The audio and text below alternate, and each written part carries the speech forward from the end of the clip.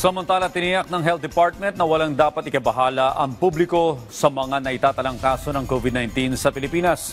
Gayunpaman, mas mabuti pa rin ayon sa kagawaran na manatiling mag-ingat para makaiwas sa sakit. Nagpabalik si Bien Manalo sa report. Nalagay sa bingit ng kamatayan ang buhay ni Nanay Mayet nang tamaan siya ng COVID sa mismong kasagsagan ng pandemya noong 2020. 10 araw siyang na-quarantine dahil sa sakit. Bukod sa kanyang kabuhayan, naapektuhan din ang kanyang tungkulin bilang purok leader sa kanilang barangay sa Tandang Sora sa Quezon City. Napakahirap po. Ang unang-una ko pong naisip na baka ako uuwi na ng Abuna. Tapos ikalawa po, yung iniisip ko yung aking mga anak, yung asawa ko, yung apo ko, na baka hindi ko na makita. Talagang as in matutuluyan ka pala talaga pagka siyempre stress ka. Tapos yung iniisip mo parang hindi ka talaga makakahinga. Kaya nangangamba siya na baka muling magpatupad ng lockdown dahil sa naitatalang kaso pa rin ng tinatamaan ng COVID sa ilang lugar sa Pilipinas. Babahala po ako. Unang-una po may maliit po akong mga apo. Naku, sana naman po wag munang magka-lockdown kasi alam niyo kung bakit. Napakahirap po unang-una yung hanap buhay. Tapos ikalawa, yung kilos po natin na normal, kaya naman po karaniwan ay nagkakasakit talaga ang mga tao ay yung sa stress, takot.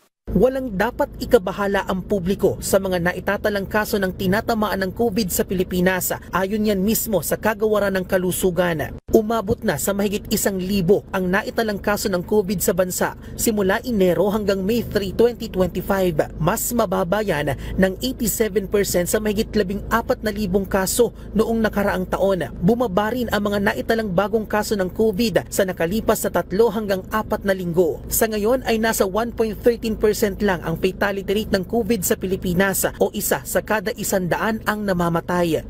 Nababantayan po ng Department of Health ang nai-report na pagtaas ng mga kaso ng COVID-19 sa ilang bansa sa Asia. Binabantayan po namin ito sa Department of Health at ang tamang impormasyon ay maihahatid na sa inyo. Pero sa kabila ng pagbaba ng kaso ng COVID sa bansa, paalala ng DOH na mas maganda pa rin kung patuloy tayong mag-iingat para makaiwas sa naturang sakit. Una, magsuot ng face mask, manatili sa bahay kung may sakit, magtakip ng bibig at ilong kung uubo o babahinga, regular na maghugas ng kamay, at panghuli, agad na magpakonsulta sa doktora sakaling makaramdam ng mga sintomas ng COVID. Hinihikayat din ng kagawaran ng publiko na bisitahin ang kanilang official social media page para sa tamang impormasyong pangkalusugan. Bien Manalo para sa Pambansang TV sa Bagong Pilipinas.